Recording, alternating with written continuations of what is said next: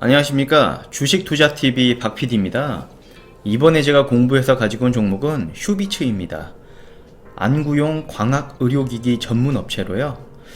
이 종목을 공부하게 된 계기는 주가가 2016년도부터 정점을 찍고 쭉 꾸준히 하락을 했어요. 특별한 이슈로 보면은 경쟁 심화로 마진이 하락하여 실적 둔화 시작됐다고 하고, 이때 주가가 반등을 했는데 또 하락을 많이 했죠. 그래서 전체적으로 보면은 2016년도부터 지금 꾸준히 우하향을 했어요. 4년 동안에. 그런데 그 매출액은 꾸준히 늘었어요. 매출액 꾸준히 늘고 대신에 여기서 설명 나온 대로 마진은 좀 하락을 했어요. 영업이익이 20%대에서 이제 10%대까지 내려왔다가 살짝 반등하는 모습을 보여주고 매출액도 꾸준히 성장하는 모습을 보여주기 때문에 혹시 지금이 저평가 상태가 아닌가 하는 생각이 들어서 이번에 휴비츠를 공부를 해봤고요. 이 휴비츠에 대해서 간단하게 요약해서 설명을 드리자면은 안구 광학 의료기기 전문 기업으로서 안경점과 안과로 검안기기, 렌즈 가공기, 망막 진단기 등의 제품을 판매하고 있고요. 안경점 중심의 매출에서 안과로 매출처의 제품을 다양화하고 있고요. 그리고 휴비츠는 검안기기 국내 1위 업체로 50% 이상의 시장 점유율을 기록하고 있다고 합니다. 글로벌에서도 점유율 15%로 니콘, 탑콘에 이어서 3위에 랭크되어 있다고 하고요. 2017년도부터 시장 성장 둔화 및 경쟁 심화로 영업이익률이 감소했으나 매출액은 꾸준한 성장세를 유지하고 있는 거 보여드렸죠. 2017년 평촌 신사옥 이전으로 비용이 발생하고 감가상각비가 증가함에 따라서 실적이 하락하가 가속됐다고 하는데요.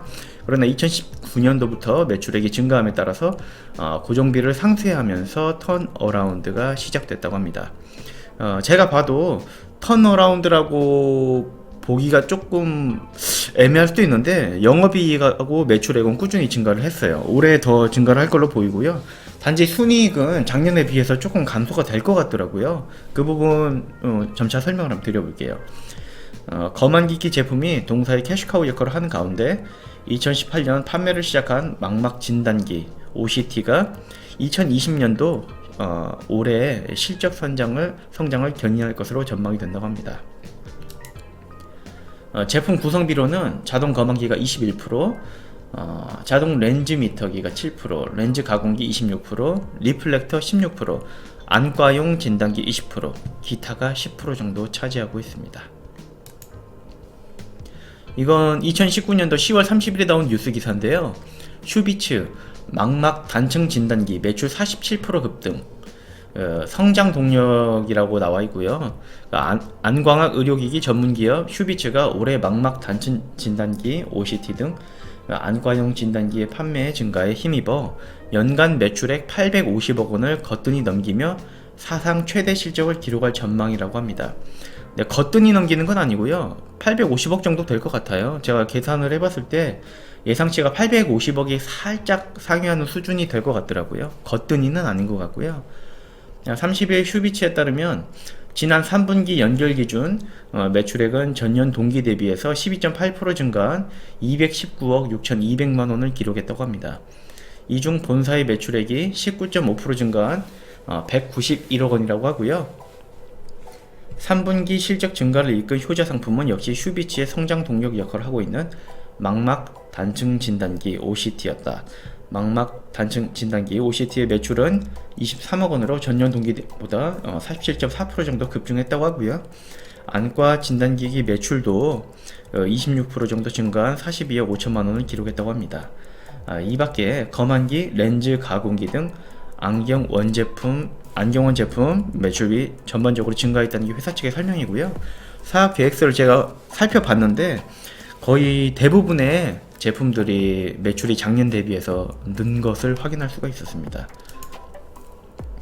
그리고 추가적으로 IT 시장 진출과 상해 휴비츠, 3D ATI, IT 검사 장비라고 하는데요. 국내외 고객사를 중심으로 테스트가 진행되고 있다고 합니다. 다양한 IT 산업에 활용될 수 있으며 비전 방식으로 파악하기 어려운 결함들을 찾아낼 수 있어 수율 개선에 도움이 되는 장비들이고, 수율 개선에 관심이 많은 중국 디스플레이 회사들을 중심으로 판로를 모색하고 있는 것으로 파악되고, 이르면 내년도 작년에 나온 글이니까 올해 매출 발생이 기대된다고 합니다. 내년도 슈비츠 상해 법인의 성장도 중요한 관전 포인트라고 하고요. 상해 슈비츠는 다섯 종의 그중에 신제품 출시를 통해 중저가 의료기기 시장이 본격적으로 뛰어든다고 합니다. 기존 안과용 의료기기 이외에도 비전 스크리너와 같은 고마진 휴대용 의료기기를 출시하면서 시광 중심 본격적으로 공략한다고 합니다. 간단하게 요약 설명드리면은 슈비츠는 주가 지금 8,440원 정도. 지금 보면은 이때부터 하락했다가 상승했지만 다시 또 꾸준히 우하향하는 모습을 보여주고 있어요. 이때 실적이 좀 일시적으로 잘 나와가지고 주가가 또 한번 올랐다가 시장 기대에 못 미쳐가지고 꾸준히 빠지고 있는 걸로 이렇게 보여지더라고요. 시가총액은 1,000억 원 정도 하고 있고 펀은 14 정도 되고 있는데 올해 계산한 부분도 제가 이따가 보여드리도록 할게요. 실적은 매출액은 꾸준히 잘 증가하고 있어요. 이때 살짝 꺾이긴 했는데 그래도 방향성으로 보면은 640억, 690억, 660억, 700억, 780억, 올해는 850억 정도 예상이 되고요. 영업이익도 이때 최고점을 찍고 내려왔지만 반등해서 다시 작년보다 올해 더 증가하는 모습 보여줄 것 같습니다. 영업이익이 이 정도는 아니지만 작년보다는 늘어날 걸로 보이고요. 당기 순이익은 지금 이게 컨센서스인데 이만큼은 아니지만 작년보다 더 많은 좋은 모습을 보여주지 않을까 생각을 했는데 계산해보니까 작년에 비해서 당기 순이익은 오히려 좀 줄어들 것 같더라고요. 그런 부분이 손익계산서 부분을 보면은 왜 당기 순이익은 더 줄어드는지 나오더라고요. 그 부분도 후반부에 좀 설명을 드려볼게요. 회사의 개요는 샹하이 휴비츠 그리고 HS 파트너스 이렇게 종속회사 2개 보유하고 있고요. 중국 사업 진출 때문에 이제 설립을 했겠죠. 여기는 투자회사인데 이 부분이 조금 걱정이 되더라고요. 두 회사 보유하고 있고 샹하이 휴비츠는 제조업, HS 파트너스는 경영 컨설팅 금융 투자인데 지분은 67%, 100% 정도 보유하고 있고요. 문제는 순이익이 줄었어요. 샹하이 휴비츠는 작년도에 이게 지금 1,000원 단위니까 13억 정도, 14억 정도 수익이 났죠. 그런데 올해는 지금 3분기까지를 감안한다고 하더라도 작년에 비해서는 줄었습니다. 매출도 작년에 비해서 매출은 뭐 비슷할 것 같은데 순이익이 줄었어요.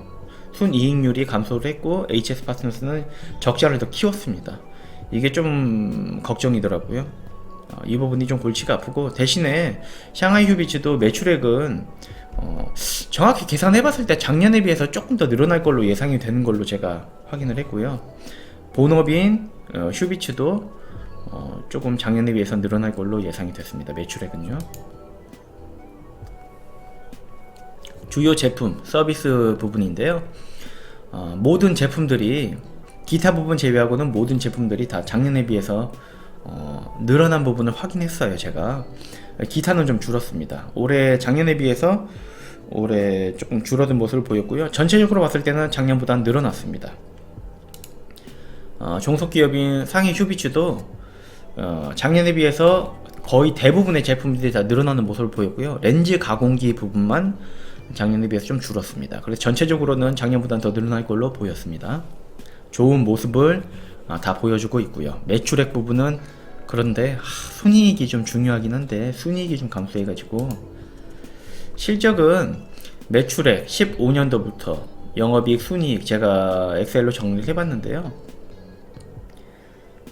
상승률로 보면은 조금 변동폭이 뭐 좋은 모습을 보여주고 있긴 한데 상승률로 보면은 5.45% 정도 연평균 상승을 하고 있고요. 영업이익은 마이너스 1.6 이때 좀 크게 감소를 했고 이때도 감소했고 이런 부분이 좀 마이너스까지 마이너스가 되도록 영향을 많이 끼친 것 같아요.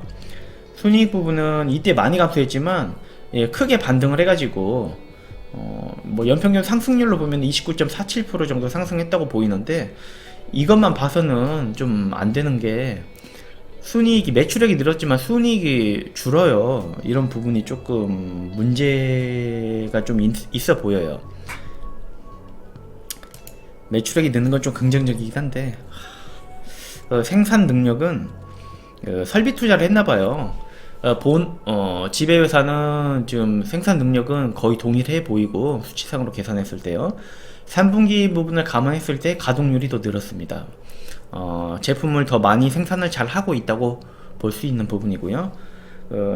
종속회사인 상해휴비츠는 설비 투자를 더 했나봐요. 그래서 생산 능력이 향상됐고 그 부분 때문에 비교적 이제 생산 실적은 더 좋아졌습니다. 3분기까지로 감안했을 때 가동률 부분도 뭐 좋은 부분 보여주고 있고요.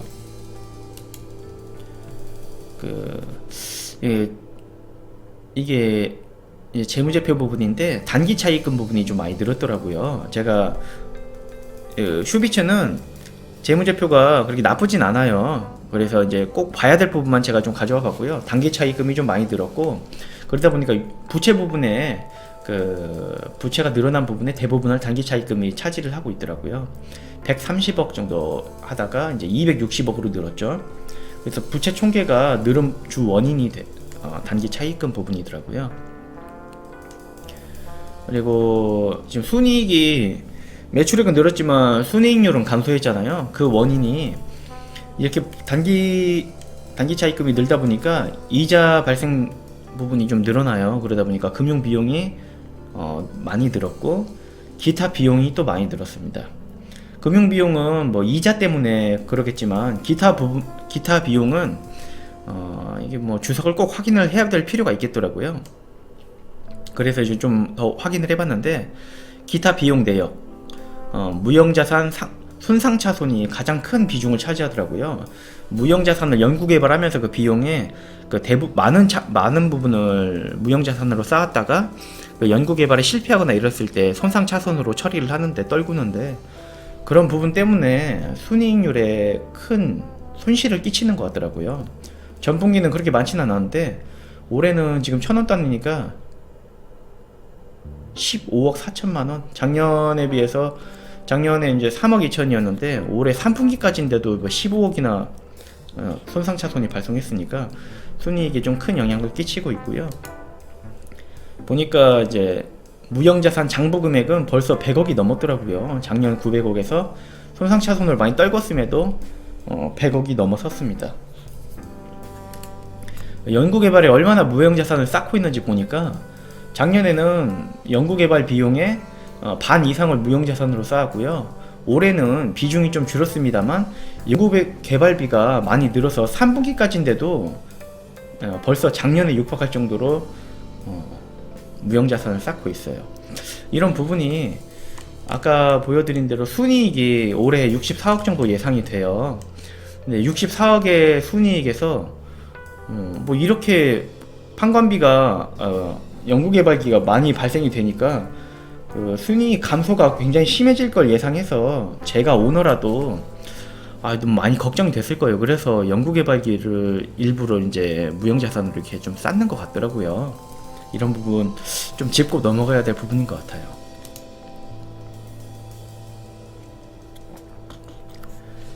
지분 비율은 김현수의 3인. 그래서 김현수 씨가 이제 19.65% 보유하고 있고 그 외에 임원들이겠죠.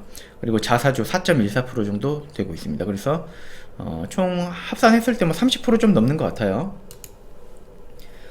김현수 대표가 연세대학교 물리학 박사 출신이고요. LG산전 연구소 경력이 좀 괜찮으시더라고요. 숭실대학교 전자공학과 LG산전 연구소 같은 LG산전 연구소 출신이시더라고요. 이원준 이사도 삼성 SDS 출신이시고 연세대학교 전자공학과 나오셨고요. 뭐 경력이나 이런 부분도 다 괜찮은 것 같아요. 뭐 참고하시면 되겠습니다. 2019년도 예상퍼 제가 뭐 항상 말씀드리는 거지만 3분기까지 합산 당기순이익을 1로 나눈 다음에 분기별 평균 당기순이익을 구해서 여기서 4를 곱해서 연평균 예상 당기순이익을 구하는 겁니다. 그래서 64억으로 예상을 했고요. 64억 현주가 대비해 가지고 퍼는 15.67 정도 나왔습니다. 작년에 비해서 당기순이익이 좀 줄어들 걸 감안해가지고 계산해보니까 이렇게 나오더라고요. 지금 매출액 상승 부분이나 당기순이익 감소, 무형자산 손상차손 발생되는 부분 때문에, 그리고 이자 발생이 또 늘고 있잖아요. 이런 부분 때문에 그 내년 실적도 이런 부분 때문에 조금 악영향이 발생되지 않을까 좀 걱정은 돼요. 물론 모든 그 상해 휴비츠도 그렇고 휴비츠 본업도 그렇고 모든 제품들이 잘 팔려서 매출액은 늘고 있지만 경쟁이 또 심화되고 있고 뭐 이런 여러 가지 부분 때문에 순이익률이 좀 낮아지다 보니까 그런 부분이 약간 우려는 되더라고요.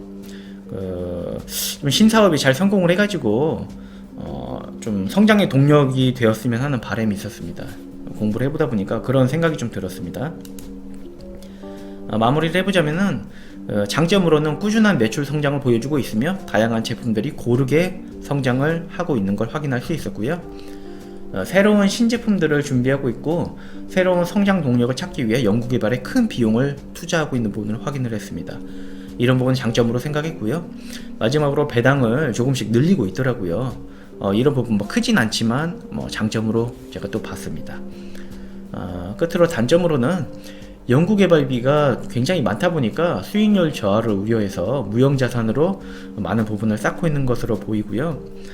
매출은 늘고 있지만 경쟁이 심화되고 아까 말씀드린 대로 무형자산, 손상차손, 그리고 이자 비용 증가 등으로 수익에 좀 부담이 좀 많이 되고 있어요. 그리고 이런 모든 상황을 고려했을 때 퍼15로 저평가는 아닌 것으로 보였습니다. 오늘 가지고 온 휴비츠 영상은 여기까지였고요. 처음에 혹시 저평가는 아닌가, 턴어라운드에 성공하는 건 아닌가 해서 공부를 해봤는데, 공부를 해보니까 여러가지 좀 우려되는 부분이 있어서 주가가 이런 부분을 좀 반영을 하고 있는 것 같아요. 그렇지만 앞으로 주가가 더 하락하고 한다면은 매수 기회가 또 생기지 않을까 이런 생각도 듭니다. 이런 기업은 뭐 관심 종목으로 넣어놔서 꾸준히 추적을 하면서 뭐 신성장 동력이 뭐 발견된다든지 이런 긍정적인 부분이 발견되면은 또 한번 공부를 해볼 필요가 있을 것 같습니다. 그럼 오늘 공부해본 휴비츠 영상은 여기까지고요. 지금까지 저는 주식투자TV 박PD였습니다. 오늘도 감사합니다.